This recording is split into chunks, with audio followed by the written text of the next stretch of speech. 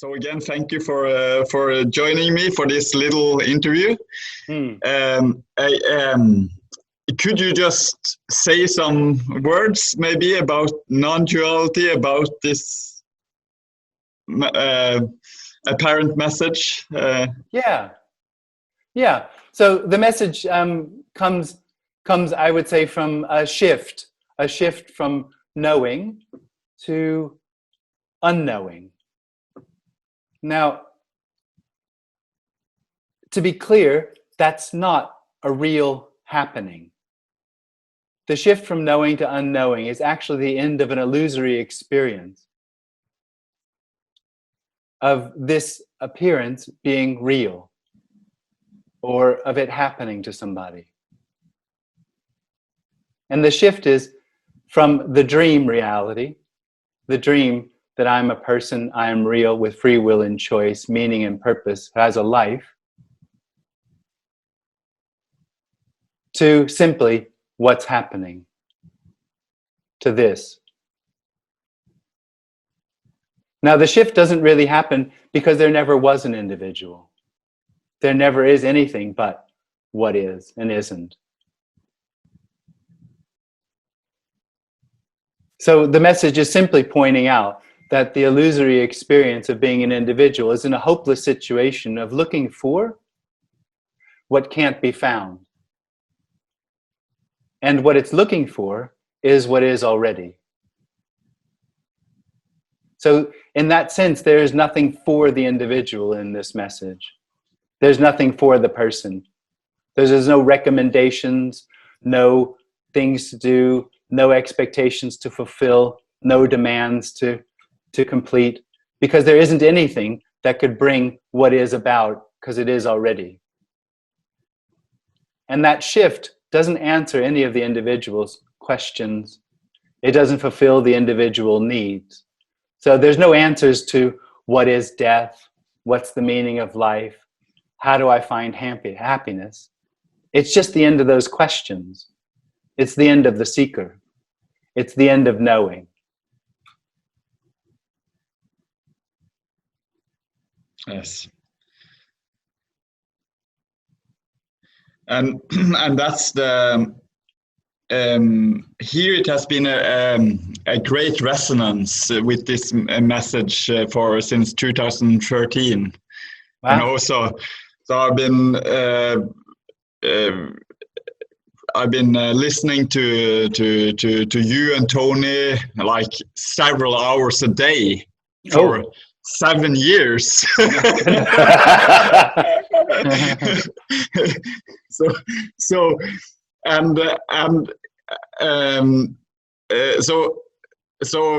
as you can imagine, I can say this message, you know, in I don't even have any questions, because I have heard all the answers of all the questions several times, you know. Yeah. But still, it's an anticipation here of I want something to happen. You know, it's I can't get rid of that anticipation of wanting something to happen. No, you can't. No. Okay. Absolutely. Because you and the anticipation are the same thing. Yeah.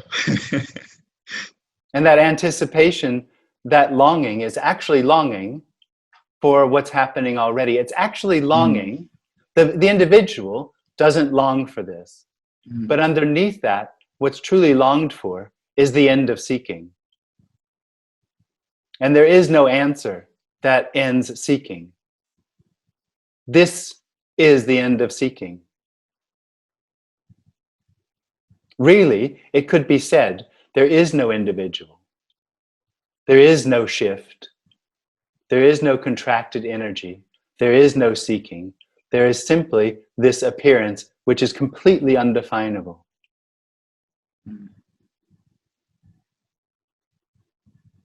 It's anarchy. Yeah, and that's here 99% of the time that's really relaxing, because it's almost the only message, the only words that in this apparent human world, it's the only message that doesn't require anything. Yeah, yeah. You know, so it's so I think that's why I think it's so refreshing and relaxing. It's, you know, it's so freeing. It's so because there's so much out there about me. Yeah. Therapy is about me being aware or becoming, you know, being integrating my emotions. Spirituality is about me becoming more aware, more conscious, a better person. And at some point, I think it's just so much about me that people can get tired of me. Yeah. Definitely. So yeah, and everything it's a relief. is. Yeah, it is. Yeah, it is. So I'm running several businesses. I own a hotel. I have been working with businesses for like 20 years. I started when I was 17. So I've been really into that, and I'm still into that. I'm sitting in my hotel right now. Yeah. So, and I think this, it's. I just the hours I listen to you a day is just a great pause of all that, you know. But then still, as you say, everything is just happening. It's not, you know, it's not good or bad. It's nothing good or bad. It's nothing. So it's like. Like, and that's also what's so great, I think, about the message, that there's just no thing. So there's no right or wrong with anything. Yeah. Absolutely nothing. Yeah. Is that correct? Is that? Yeah. Yeah. Okay. There would only be a right or wrong, which there seems to be in the story of the individual. Because if there needed to be some sort of completion, if somehow the appearance was missing something, if somehow what was happening wasn't in some way okay as it is, that there needed to be something to fulfill it, to make it whole or complete. And that's not true. There isn't anything needed. That's only part of the dream of the individual, that something needs to happen for this to become whole. And it never does. The individual never is satisfied. Or if it is, it's only very short-lived. Yeah. You know, the apparent me has a lot of fears for almost everything, you know, for losing money, for losing. Yeah, but they're all the fear of death. Yeah. Thank you, because that's in the bottom line. That's the fear of death. Absolutely. And unknowing. Yeah. It's the fear of death for the individual is unknowing. Yeah. And that's the reason it hates this message, because the message is, this is unknowing. This is death already. There's nowhere to die to. There's nowhere else to go. Yeah. Yeah. Huh.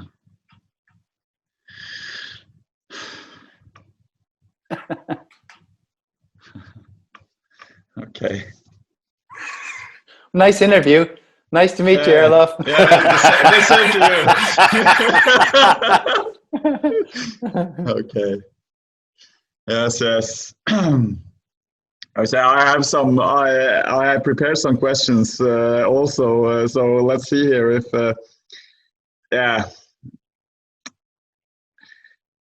And I think all persons, all me's, they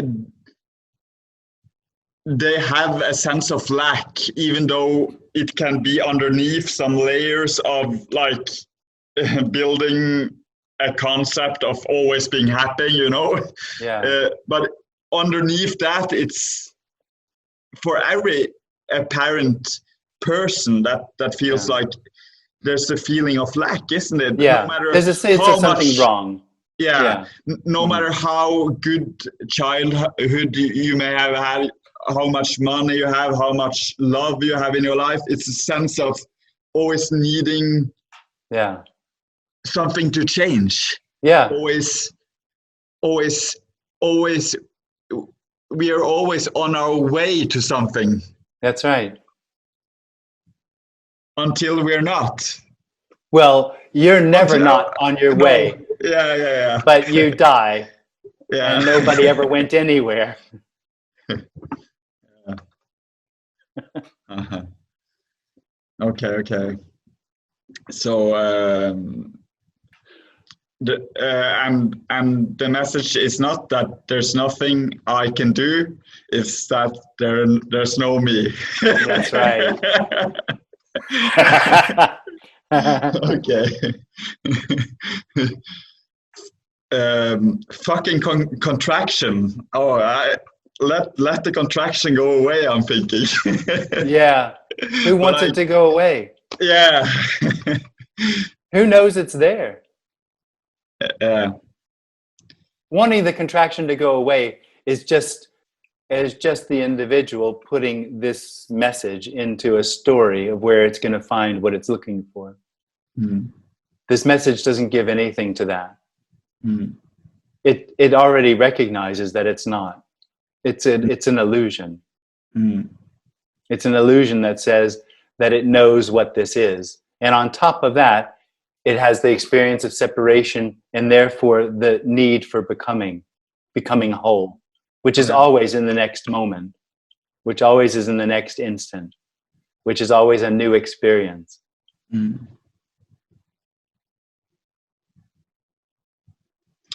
Still, when you talk about this, Jim, it's like suddenly the contraction, the feeling of being separate, suddenly that disappears. And then, when I went to Tony meetings, I knew it wasn't it, but it was like home. It was the closest I could get to home. Mm. Yep. Do you have any thing to say for the ending of the interview? No. No. No. It's really a very, very simple message. Mm. There's no you. There's no you. There's no thing. There's simply what arises, and that isn't real. Mm. It's only apparent. What arises isn't real. No. Or unreal. Totally. Yeah. And that's impossible for the contracted sense of me to understand or to comprehend. That's impossible to comprehend. It's never comprehended. No. Nobody ever comprehends it. Nobody ever gets it. No. It can't be comprehended because it's everything. Mm. It is already. It's only the dream of the individual that says it has to be comprehended or it needs to be found or something needs to change for this to be complete. That's an illusory experience. Mm. It's not true.